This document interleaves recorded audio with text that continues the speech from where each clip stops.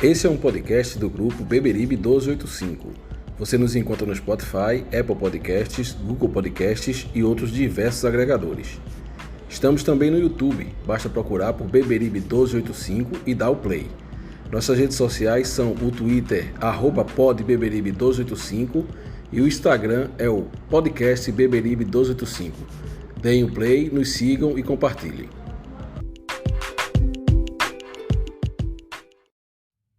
Fala galera coral, começando aqui mais um Beberibe 1285 e hoje para trazer as entrevistas que fizemos ontem no lançamento da chapa do ProSanta, grupo de oposição à administração atual do Santa Cruz, e também para trazer um pouco do pré-jogo de Imperatriz e Santa Cruz, jogo que ocorre nesse sábado às 17 horas no Frei Epifânio, lá em Imperatriz, no Maranhão. Classificação atual traz o Santa Cruz com 27 pontos na primeira colocação, 10 pontos à frente do Manaus, que é o quinto colocado. O Imperatriz é o 10º colocado, com apenas um ponto na competição. Vocês já devem saber que o Imperatriz passou por problemas com Covid, problemas administrativos e não conseguiu muita coisa nesse campeonato. Então vamos embora falar um pouco sobre o jogo de sábado, de amanhã.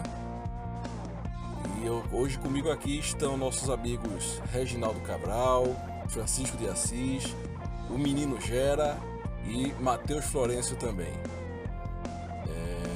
Vou colocar mais uma vez o link do nosso grupo no WhatsApp embaixo aí do vídeo, na descrição do vídeo do YouTube. Então se você quiser participar conosco lá no WhatsApp, pode clicar nesse link, entrar. É um grupo que só fala do Santa Cruz, não tem política, não tem novela, não tem filme, não tem série. É só para quem quer realmente saber sobre o Santa Cruz, beleza? Vamos embora? Então vamos.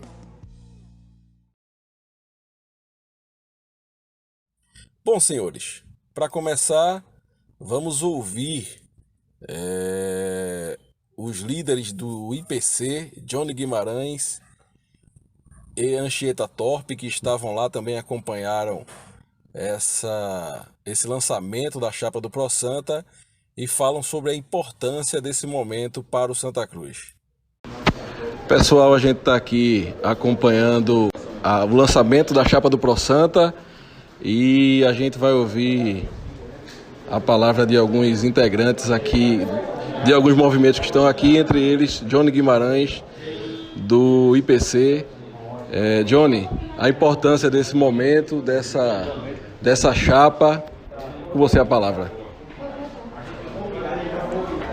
Amigo, obrigado pelo espaço, foi importantíssimo, não só as pessoas que estavam presentes aqui, mas o projeto que foi apresentado, a qualidade da apresentação da chapa e principalmente dos nomes envolvidos, né?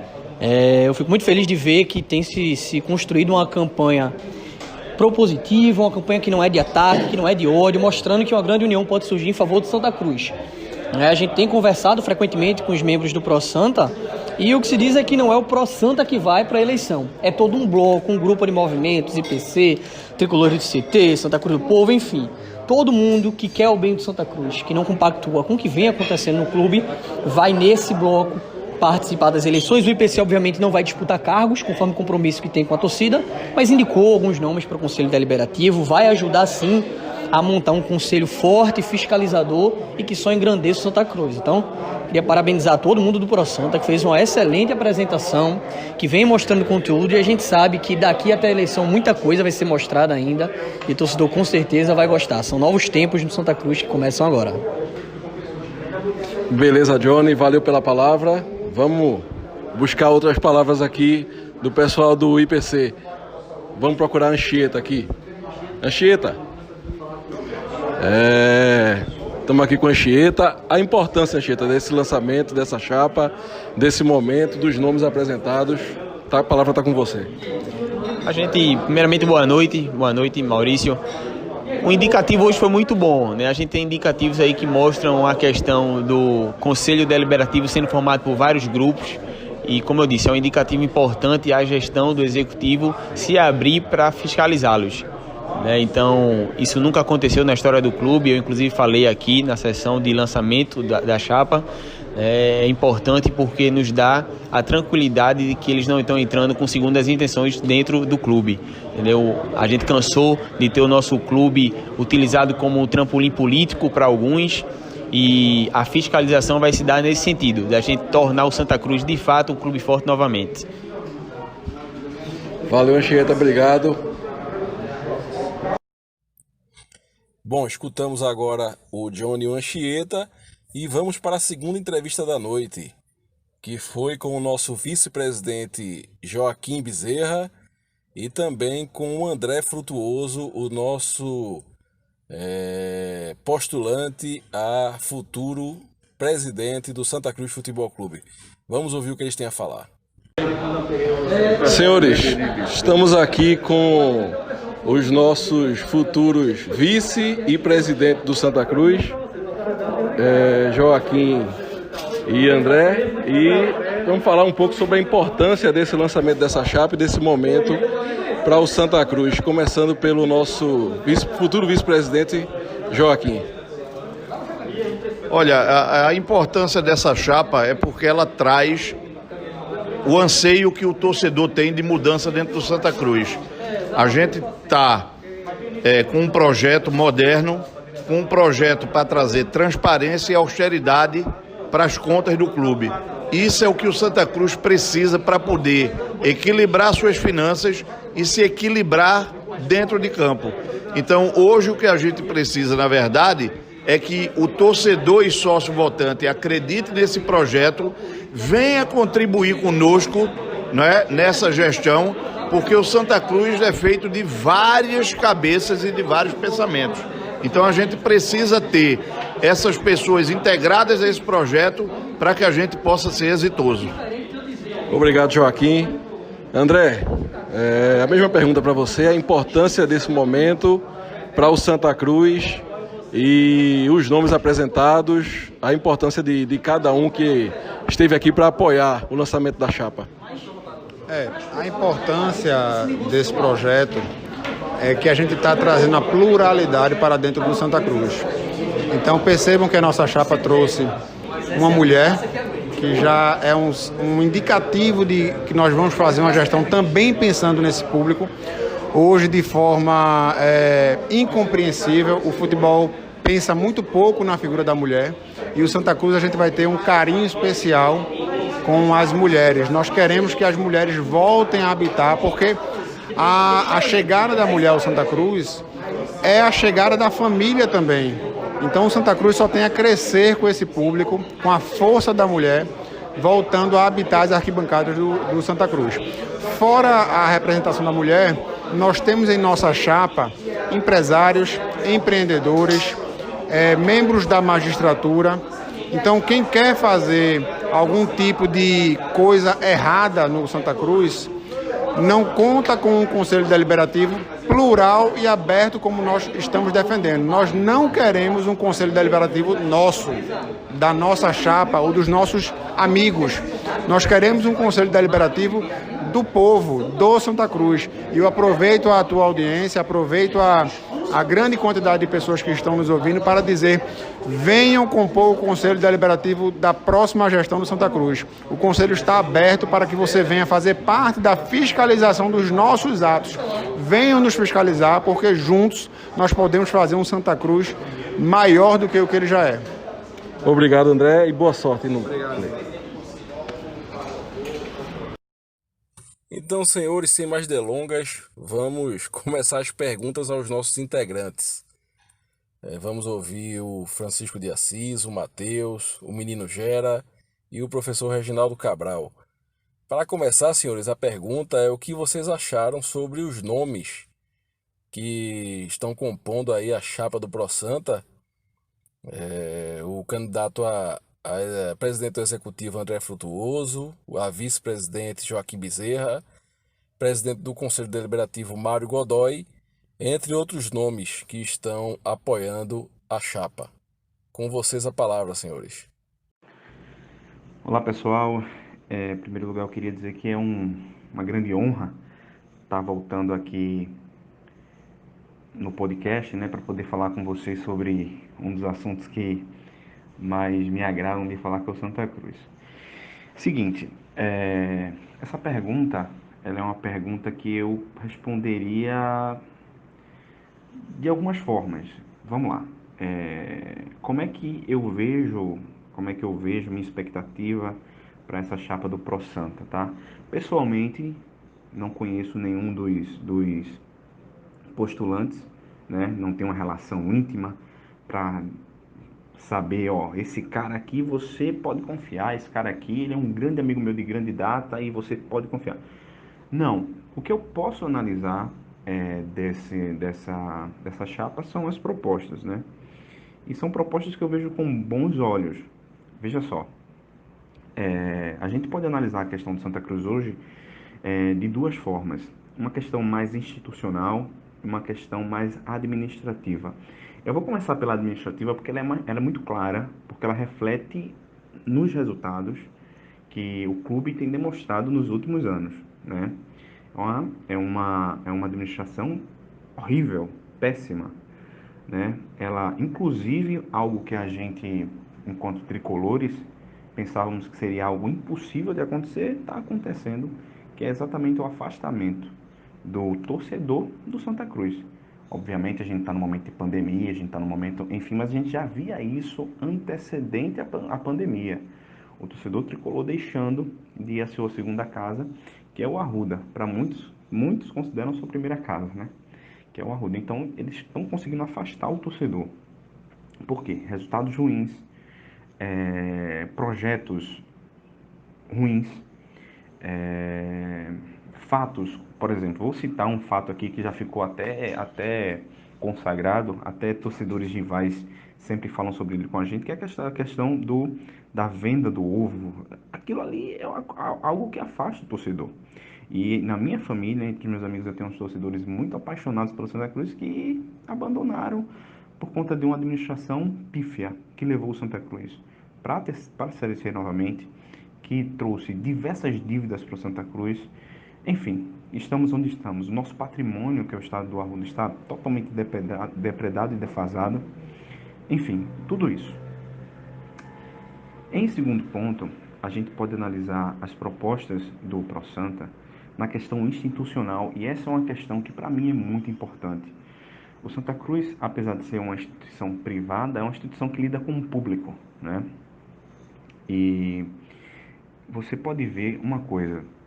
Existem alguns pensadores que eu sempre leio e escuto certas frases que me fazem pensar sobre essa questão do Conselho Deliberativo. Essa questão da mudança do estatuto, de ter um Conselho Deliberativo participativo com representantes tanto da chapa vencedora quanto da chapa que não vence a eleição, é muito importante para você ter um contraponto dentro do clube e até para ter a fiscalização real, né? De ter uma oposição real ali dentro que vai fiscalizar as ações do executivo do momento. Isso é muito importante.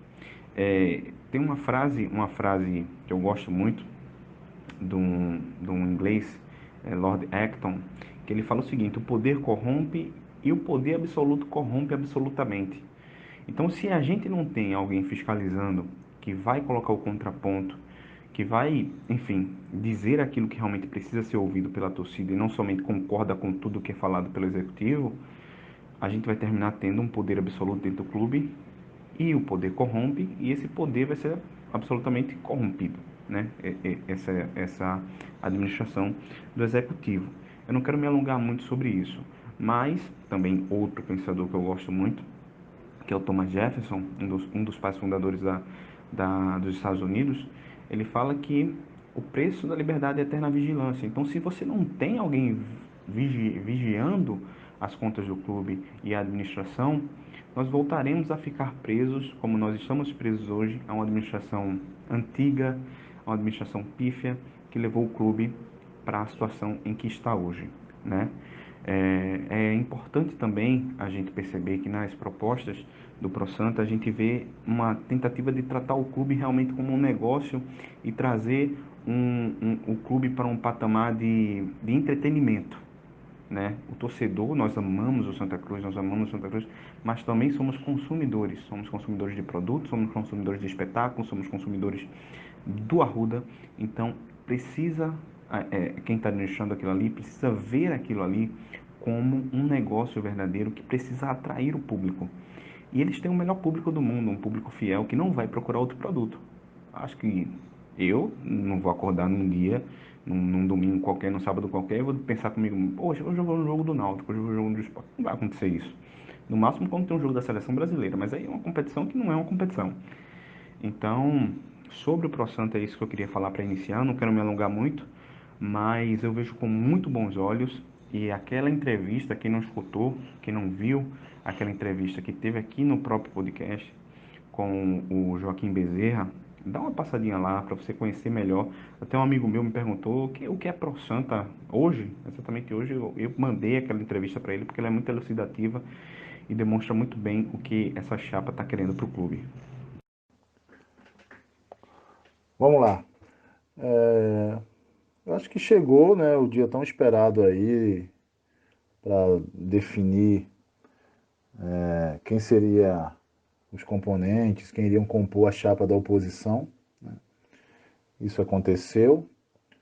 A gente tem como candidato à presidência o André Frutuoso, o vice Joaquim Bezerra e Mário Godoy no Conselho Deliberativo, né?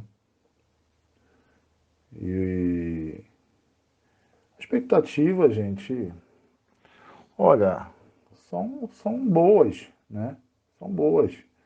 Eu acho que fazia muito tempo que a gente não tinha uma oposição de fato, né? E o ProSanta é essa oposição, né? Eles se reúnem desde 2018, no ano passado eles fizeram parte e estavam envolvidos integralmente ali na reforma do Estatuto, que não aconteceu, né?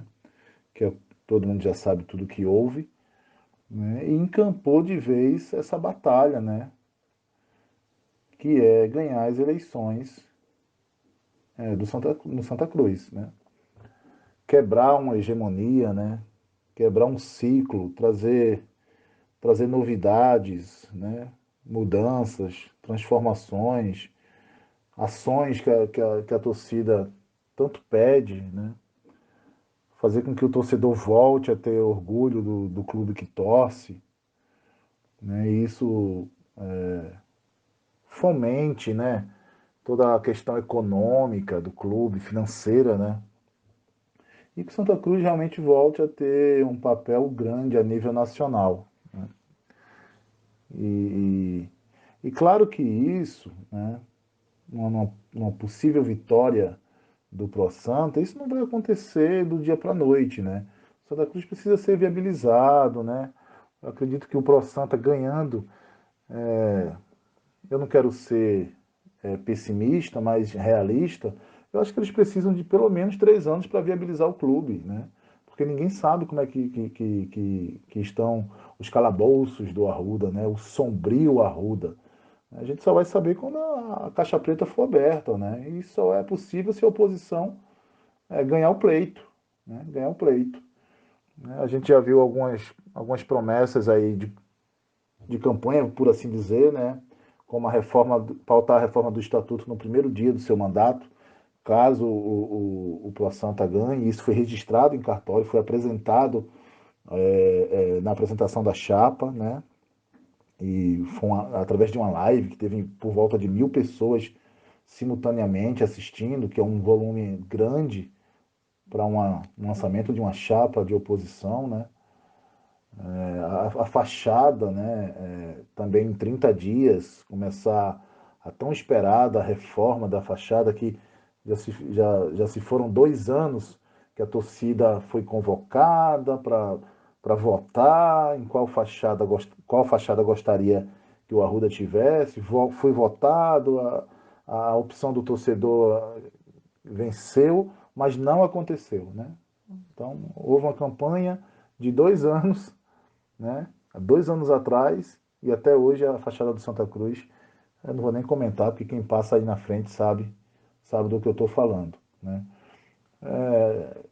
Maurício, eu vejo que são pessoas profissionais liberais, bem-sucedidos nas suas áreas, que não precisam do Santa Cruz para se promover, né? Ou para que sejam beneficiados, né? A gente vê que são pessoas bem-sucedidas, com história, com conhecimento, né? O Joaquim já participou em algum momento na gestão do Santa Cruz, né? E depois viu que a coisa não era como ele gostaria que fosse e resolveu se afastar, né? O Mário Godoy tem muito conhecimento e mérito para falar de reforma de estatuto, né? Foi um dos responsáveis é, por, por, por pautar, né, ali no Conselho Deliberativo ano passado e pode-se dizer que houve um golpe, né? E foi tudo abortado ali. Eu acho que a novidade, né, pelo menos para mim, é o André Frutuoso, né? É o André Frutuoso, que é um advogado bem-sucedido, né? É um empresário, é um gestor, e está com muita gana, está com muita vontade, né? E eu acho que ele está cercado de boas pessoas e eu acho que se ele ganhar essa eleição junto com toda a chapa, a gente tem a expectativa que realmente o André, junto com os demais, façam uma, uma gestão vitoriosa, uma gestão que venha asfaltar, sabe? Preparar para quem vier depois deles, porque o clube também não é deles, né? Não adianta entrar no Santa Cruz e achar que é dono, como a gente tem a gestão há mais de 30, 40 anos. Eles se sentem donos do Santa Cruz, né? E a gente está com uma expectativa a maior possível, né? Vamos aguardar a situação não se pronunciou ainda, né?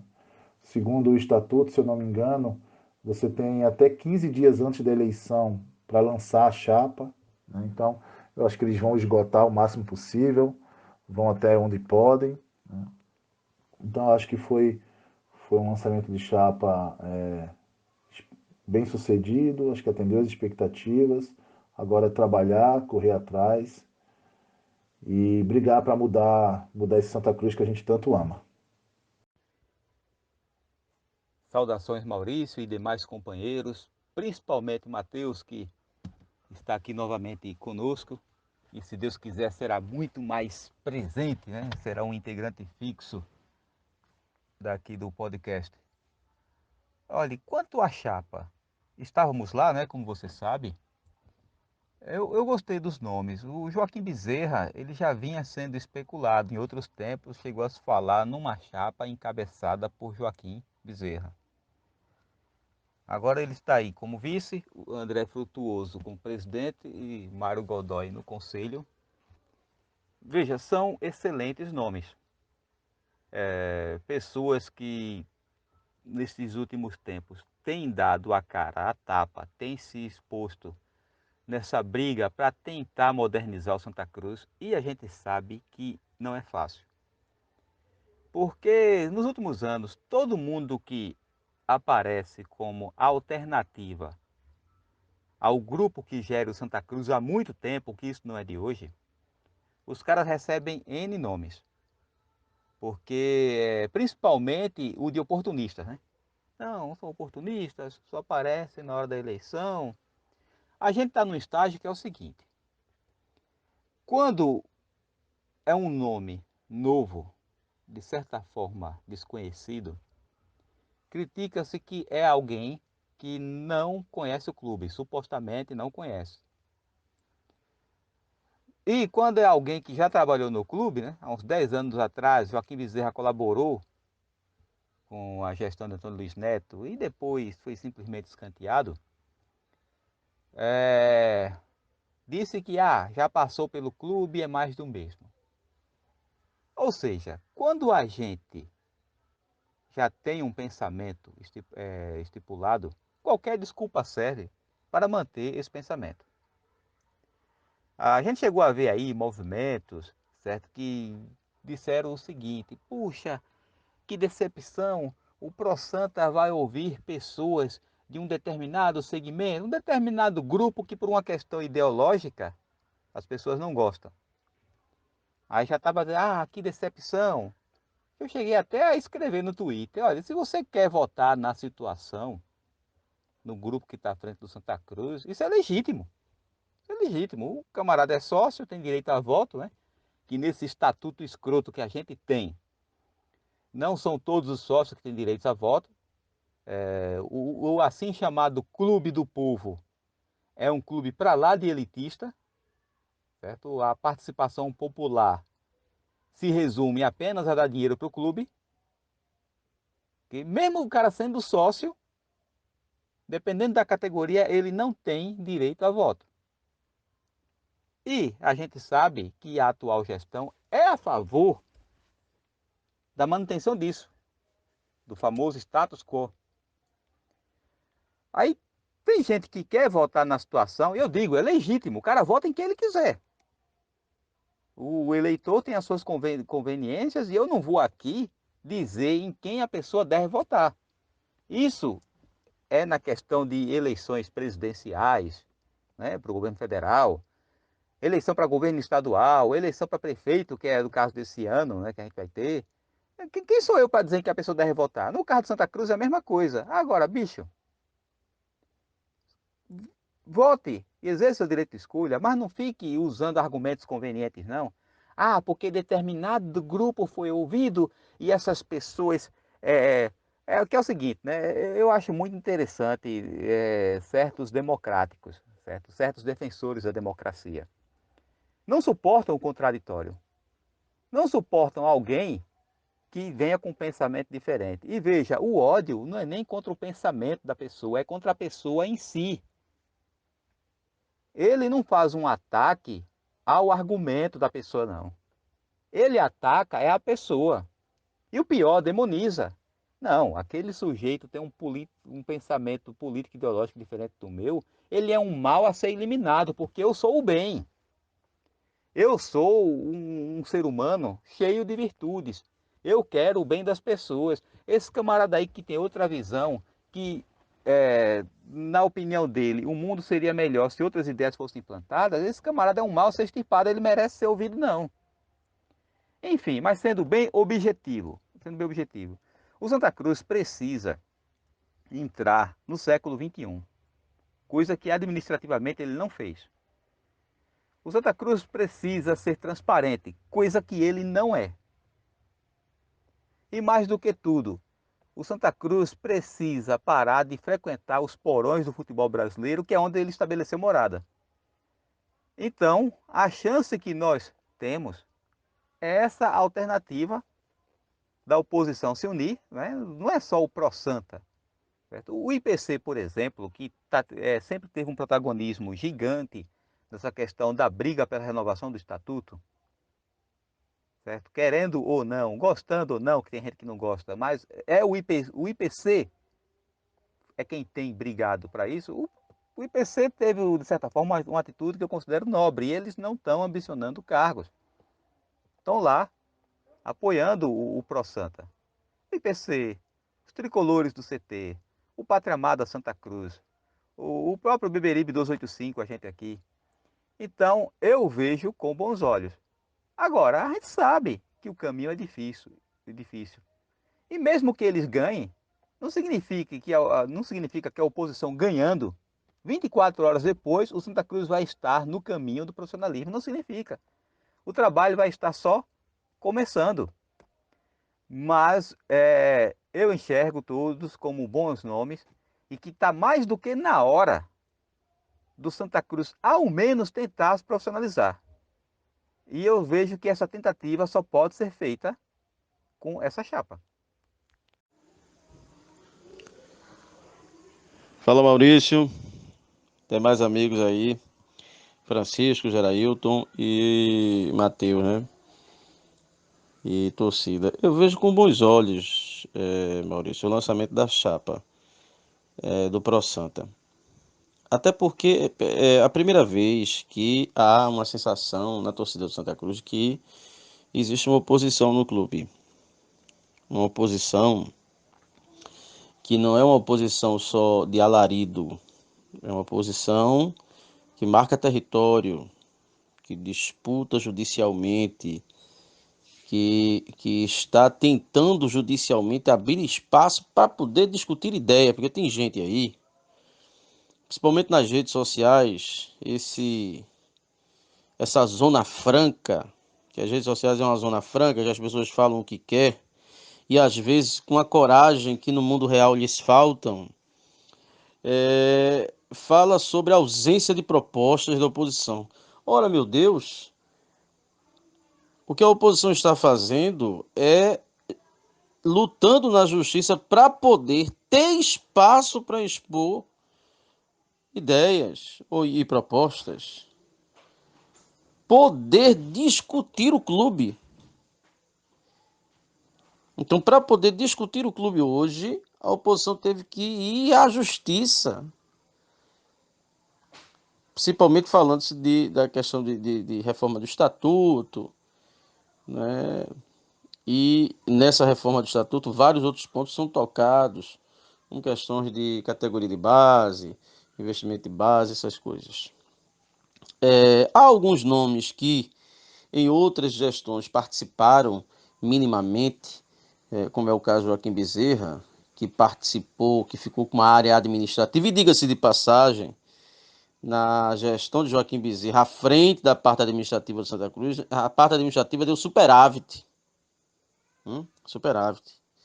Tem o nome de Dr. Bartolomeu Bueno, que é de uma outra ala, né, de um outro espectro, mas que o nome agrega uma questão de uma oposição como todo. Mário Godoy, um cara novo, com pensamentos, não é? Pessoas inteligentes, pessoas que querem discutir o Santa Cruz. Santa Cruz não pode viver como na década de 80, cara, que eu comecei a vivenciar o Santa Cruz na década de 80 e nada mudou, pelo contrário, piorou, né? Então, eu não sei que sanha tem alguns torcedores de ter medo de um grupo novo assumir. Mas será que pode ficar pior? Porque o Santa Cruz é uma várzea, gente. O Santa Cruz é uma várzea. O Santa Cruz é um time de várzea que possui torcida e estádio apenas. Mas o Santa Cruz é digno de risos, de pena em outros aspectos, né? De clube. Empresa não existe. Em termos de clube, em termos de patrimônio, é uma coisa absurda. Então eu vejo como interessante. Acho que esse é o caminho. Vai dar certo. Mas se vai dar certo, se minha mãe tivesse uma carreira de peito, era uma porca. O se a gente não sabe. Vai saber se eles chegarem ao poder.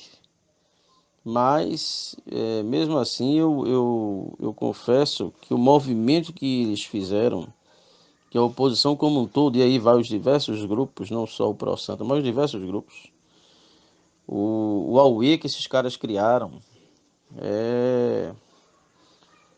foi bom para tirar o torcedor do Santa Cruz de uma inércia, de uma morfina futebolística, né? E quiçá essa sacudida venha a fazer alterar o maior inimigo do Santa Cruz atual, que é a mentalidade do seu torcedor que se reverbera nos seus dirigentes. Ok, senhores. E falando mais sobre o jogo, nós somos incapazes, né, de escalar um provável Imperatriz, porque o time vem todo remendado, jogador suspenso, jogador contundido. O time vem de uma derrota de 5-0 contra o Remo, mas eu gostaria de ouvir vocês sobre o que esperar desse Imperatriz para essa partida contra o Santa Cruz. Olha, Maurício, é difícil falar do Imperatriz, né? Porque é um clube que passa um momento difícil, né? Muita dificuldade. Passou por um surto de Covid no começo do campeonato, né? Agora essa questão aí financeira com a FIFA. Tem jogador, não tem jogador, tem dinheiro, não tem dinheiro, vai ser WO, não vai ser WO. A cada rodada a gente não sabe o que vai acontecer com a Imperatriz, né? A cada rodada nós não sabemos o que vai acontecer com a Imperatriz, né? A gente lamenta, né? Isso é Série C, gente. Série C é isso, por isso que a gente tem que sair o mais rápido possível, né? A Imperatriz não ganhou de ninguém, tem um ponto. Perdeu de 5 a 0 para o Remo na última rodada. A gente tem acompanhado no que a gente pode, na medida do possível ali o Imperatriz. O cenário não é bom. Alguns jogadores voltaram agora, nessa semana, que já estavam inscritos. Eles não poderiam mais escrever, jogadores novos, enfim, né? É uma confusão, né? A sensação que a gente está num campeonato de pelada, de bairro, daquele desorganizado, né? Porque você tem clube mais organizado em pelada. É lamentável, mas, assim, Santa Cruz tem a obrigação de vencer, né? Obrigação de vencer, de chegar aos 30 pontos, sabe? De fazer a manutenção da liderança, né? Eu acho que o Santa Cruz não vai fazer muitos testes aí nesse jogo. Eu achei que iria, mas acho que não vai, né? Mas é isso. Eu acho que o Santa Cruz tem a obrigação de ganhar para a Imperatriz e ganhar bem, né? O que não aconteceu no primeiro jogo no Arruda, no primeiro turno. Nós ganhamos, mas não ganhamos bem. Era outro momento, né? A Imperatriz agora tá totalmente depenado, vamos dizer assim, né? Esfacelado. Tem a obrigação do Santa Cruz de ganhar, repito, tem a obrigação de ganhar bem. Que não venha se engasgar como o Criciúma se engasgou com o São Bento semana passada, né? Onde o São Bento tinha 12 jogadores, 11 na linha, e o que estava no banco era goleiro, e até entrou no decorrer do jogo, né? E o Criciúma suou para empatar com com o São Bento, né? Então a gente não quer ver isso, a gente quer ver um Santa Cruz que passe por cima, com respeito, mas que ganhe o jogo e ganhe bem, porque ganhar para a Imperatriz é obrigação. Todos devem estar lembrados aqui, Maurício, de no confronto com Imperatriz no Arruda, no podcast pré-jogo, a gente já tinha dito que a obrigação do Santa Cruz era ganhar do Imperatriz. E nós criticamos o nosso amigo tio Chico por ter sido apenas 2-0. Porque o Imperatriz já tinha vindo naquela condição ali. Ele já estava cheio de problemas. Ele já estava numa situação para lá de complicada. E agora a situação piorou ainda mais. Chegou-se a especular que teríamos um WO. Agora já não se fala mais nisso. Mas a possibilidade de WO foi ventilada. O Imperatriz até agora, ele só tem um ponto. A essa altura do campeonato, o Imperatriz não tem nenhuma vitória. Apenas um empate. Um único ponto. Agora, estamos falando de futebol. É desnecessário dizer aqui que o futebol é uma caixinha de surpresas, como dizia Vicente Mateus.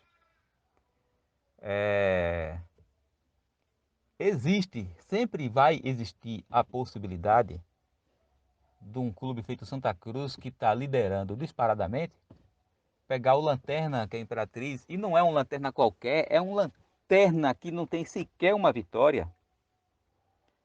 É um Lanterna que vive uma situação desastrosa.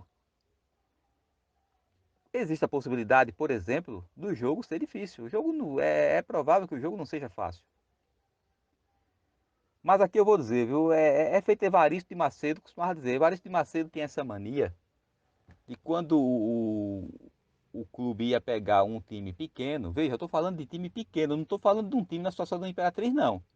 Que a gente sabe que muitas vezes o time pequeno está lá, toma com salário em dia e tal. Ele chegava para os jogadores: olha, vocês conhecem alguém daqui? Vocês conhecem o goleiro, conhecem o lateral dele? Vocês não conhecem ninguém, né? Eu quero ver se vocês vão perder para esse time.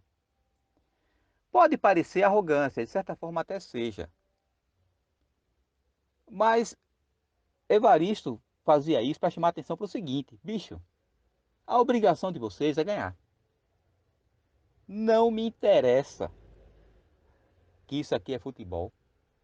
Não me interessa que é 11 contra 11. Não me interessa que eles estão lá lutando pelo resultado também. A obrigação de vocês é ganhar. No caso do Santa Cruz com a Imperatriz, eu vou ser bem sucinto aqui. A obrigação do Santa Cruz é ganhar. É obrigação. Isso pode pesar? Pode. Isso pode trazer problemas? Pode. Mas qualquer resultado que não seja a vitória. Aliás, se for uma vitória de 1-0, 2-0, se for uma vitória com a gente sofrendo, feito andou sofrendo nos últimos jogos com o 13 e com o Botafogo, é muito provável que a gente aqui do podcast a gente vai cair em cima. E não só a gente. Então, o que esperar é o seguinte: o Imperatriz não tem muito o que oferecer. Agora, Santa Cruz tem que entrar em campo para jogar. Tem que entrar em campo para fazer o papel dele, para fazer o trabalho dele. A gente sabe que o Imperatriz vai partir para a superação e que se o Santa Cruz der brecha, ele vai se complicar no jogo. Eu espero que isso não aconteça. Vê só, para mim esse jogo é um jogo que é a margem da experiência. Então, se tinha qualquer experiência, ou se tem algum jogador para dar ritmo, alguma coisa, é nesse jogo. É um jogo que eu não escalaria o time principal. Eu não escalaria. E lhe digo por quê. Porque se fizer uma boa exibição, vai ser contra o fraquíssimo Imperatriz, não vai ser levado em consideração. Se fizer uma má exibição e ganhar, o que importa é a vitória. Fez mais do que a obrigação. Então, se é um jogo que mostrar um bom futebol não vale a pena devido à péssima qualidade do adversário, eu colocava um time alternativo. E aí era hora de dar a chance a Peri. E me parece que Martelotti já está. Eu não sei qual é a dívida que ele tem, né, mas ele já vai botar Peri de novo para jogar. É a chance de botar Chiquinho para ir pegando o ritmo. Paulinho, que no último jogo mostrou-se um jogador muito lento. Falta de ritmo de jogo. Botar outros jogadores para pegar ritmo. Porque é um jogo que vai ser importante a vitória. É importante sim, mas a gente ganha com qualquer time. Qualquer time que jogar minimamente sério ganha o jogo. Então, não é um jogo que vale a pena você desgastar os principais jogadores do time. Eu vejo dessa forma. Eu vejo é o jogo da classificação, matemática praticamente. É o jogo, inclusive, em que o Santa Cruz, ao vencer, ele já delimita que a briga dele é primeira ou segunda posição. E é um jogo para dar ritmo aos jogadores, a alguns atletas. Não é? Para fazer experiências de esquema de jogo. Porque o gramado é ruim. Não vai dar para você jogar um grande futebol. O campo é péssimo, né? Então não vai dar para você jogar um grande futebol, mesmo você jogando com a melhor escalação possível. Então se o jogo vai ser feio, bota os caras para ganhar ritmo. Porque o jogo vai ser ruim da mesma forma. Até porque o adversário puxa o jogo para baixo em termos de qualidade. Nós já vimos que quando o adversário é melhor, a tendência é que o jogo fique melhor. Mas o adversário é muito ruim. Então eu acho que a gente deveria... Esse era o jogo para peças que não estão sendo tão utilizadas ganhar ritmo de jogo. E aí poder ir melhorando sua condição técnica e física para os jogos vindouros. E principalmente para a fase decisiva. É uma situação muito difícil, né, que está passando o Imperatriz, um time que inclusive ano passado teve uma boa campanha, né? E nesse ano a gente está vendo isso tudo que está acontecendo. Realmente a gente não pode esperar muito do Imperatriz, a gente não pode esperar um bom futebol, a gente não pode esperar quase nada. Até os fatos, o histórico do time na Série C desse ano está demonstrando o retrato do time, né? O Imperatriz teve 12 jogos, não teve nenhuma vitória, teve apenas um empate. É um time que fez apenas 7 gols e tomou 32 gols, ou seja, eles levam média de 2 gols por partida, mais de 2 gols por partida, e não conseguem fazer um gol sequer por partida. nessa Série C desse ano. Eles vêm de diversas derrotas seguidas e não conseguiram um resultado positivo nessa temporada. Então eu não espero muita coisa não. Eu espero inclusive que algo parecido com o que aconteceu com o Remo aconteça, né? Porque é uma crise no elenco, jogadores que ameaçaram não entrar em campo, divergência entre a diretoria e o time, enfim, é um composto de situações que faz com que eu acredite que o Imperatriz não vá ter um bom futebol como não vem tendo. Espero não ser surpreendido, né? Espero que o Santa Cruz não seja o primeiro time a ceder uma, uma vitória para o Imperatriz. Lembrando que no primeiro turno o Santa Cruz venceu por 2-0 o Imperatriz aqui no Arruda. Então vamos ver no que vai dar. É um jogo fora de casa, é um jogo que, enfim, vai ser um jogo nível Série C, o que a gente já está acostumado a ver. Mas eu acredito que o Santa Cruz vem com a vitória e que o Imperatriz não vai ter um bom futebol, não. Ok, senhores. E para encerrar as perguntas, gostaria de ouvir vocês sobre o Santa Cruz, o que acharam dessa escalação, a provável escalação do time, que deve vir com o Michael Clayton, Totti, Dani Moraes e William Alves e Peri continuando na lateral esquerda, Bileu e Paulinho, Didira e Chiquinho, Pipico e Lourenço. Esse é o provável Santa Cruz para essa partida de sábado. O que é que vocês acharam? Peri aí continua na nossa lateral. O que é que vocês têm a falar sobre essa escalação? Olha, aí só tem um nome que quem acompanha o podcast, o ouvinte aqui, já sabe de quem eu vou falar. Qual é o nome que eu vou contestar aqui? Eu estou pensando aqui em me recusar a falar sobre isso. Porque é aquela questão que já falamos muito aqui. Todo treinador tem suas teimosias e parece que tem o seu miserável, aqui com todo respeito ao profissional, o seu miserável de estimação. Certo? Mas quem me conhece sabe qual é a contestação que eu tenho sobre essa escalação, que é numa posição em específico. Mas olha, Martelotti venceu. Não adianta eu falar sobre isso. Agora, nesse momento, eu não vou falar sobre isso. De resto, o time base seria esse mesmo que eu colocaria em campo. O retorno de Michael Clayton.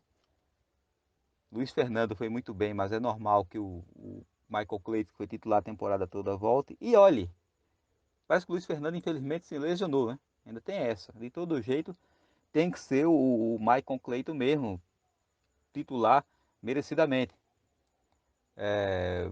O restante do time, descontando a lateral esquerda, como eu falei, não tenho o que criticar Martelotti, não.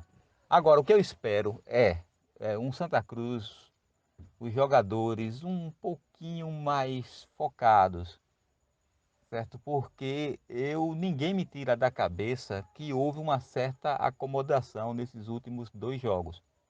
Não que eu ache que o Santa Cruz seja aquele time de astros que sobre na Série C, a ponto de estar sobrando tanto que pode pegar Botafogo e 13 sem levar a sério e ganhar o jogo. Não é que eu ache isso, não.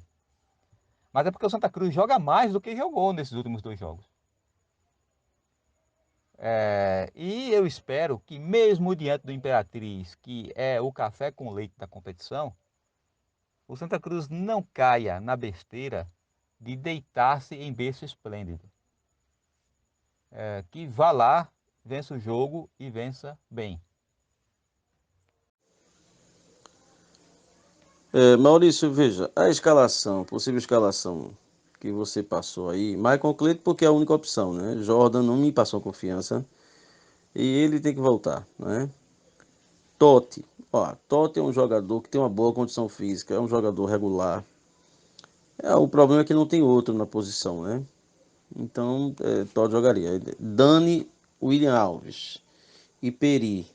Eu creio que Peri aí seja para pegar ritmo. Porque só na cabeça de Martelotti, Peri é melhor do que Leonan. Ora, se ele acha que Leonan tem qualidade para ser um meia ofensivo, que foi o caso que ele deixou claro quando escalou mesmo contra o 13 em Campina Grande, então ele acha que Leonan ofensivamente é melhor. E Leonan defensivamente é melhor do que Peri. Então, ora, há uma certa incoerência em Martelotti quando ele opta por Peri. Bileu, Paulinho, Didira e Chiquinho. Eu não acho que seria um jogo para Bileu, porque Bileu leva todo o jogo um amarelo. Entende? Porque o nosso próximo jogo é contra o Vila. E o Vila é o adversário que está próximo a gente. Próximo, mas mesmo assim distante. A diferença é de 5 pontos. Então eu não usaria Bileu nesse jogo, porque corre o risco de perder Bileu para o jogo do Vila. Porque Bileu praticamente todo jogo leva amarelo. Paulinho, Didira e Chiquinho. Eu concordo com a entrada de Chiquinho. Eu pouparia Didira.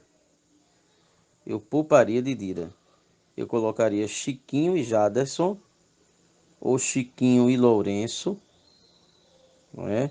Ou até o Jeremias poderia entrar no meio.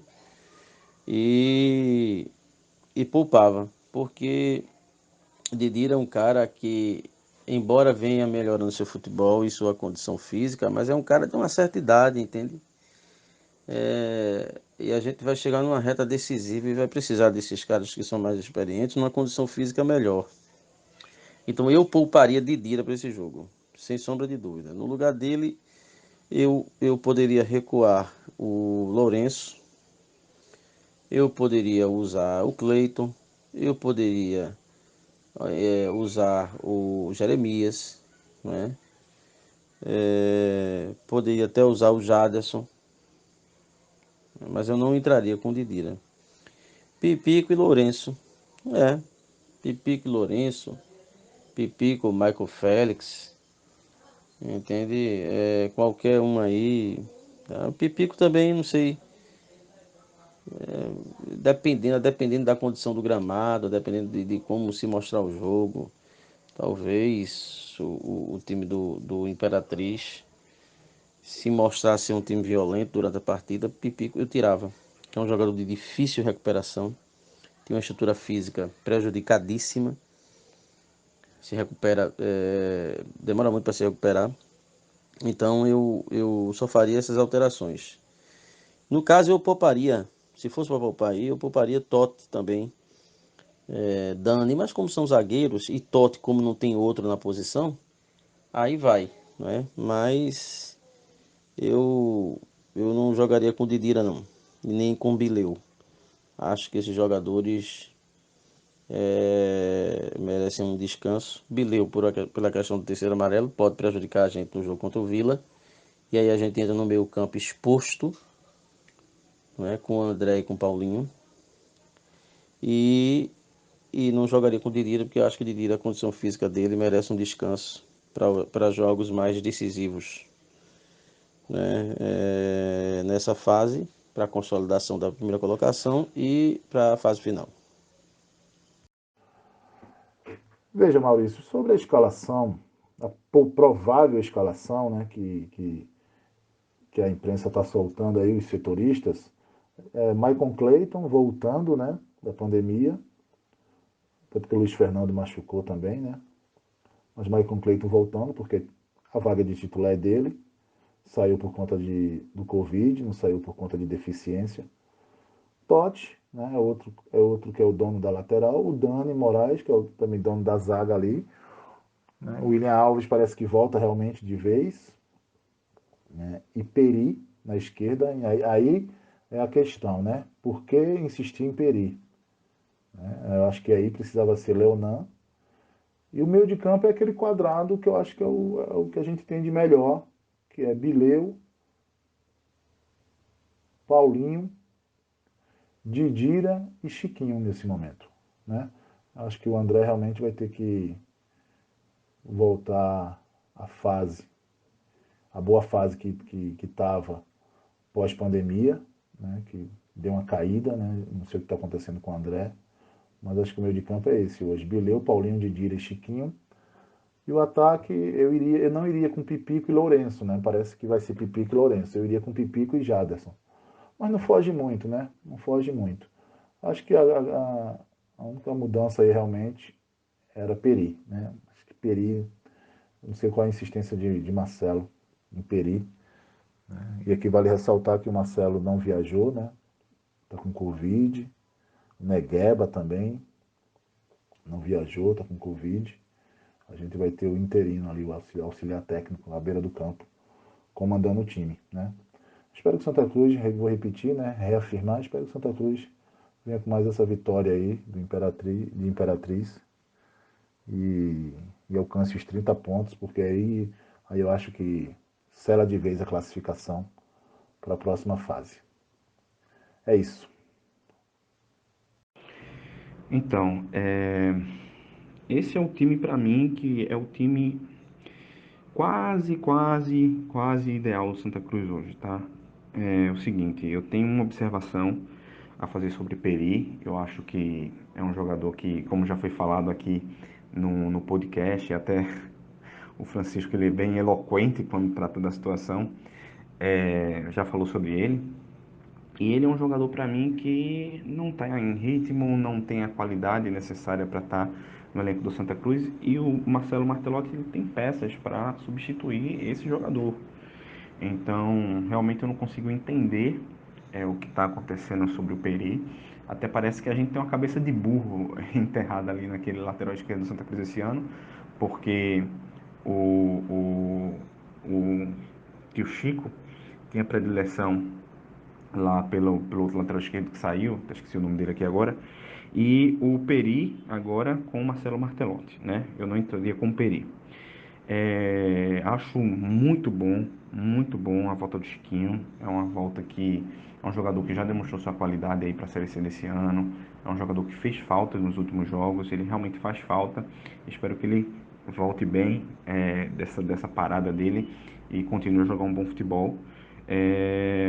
Lourenço, para mim, Lourenço ele não vem demonstrando um futebol que eu diga, pô, esse cara aí deveria ser titular.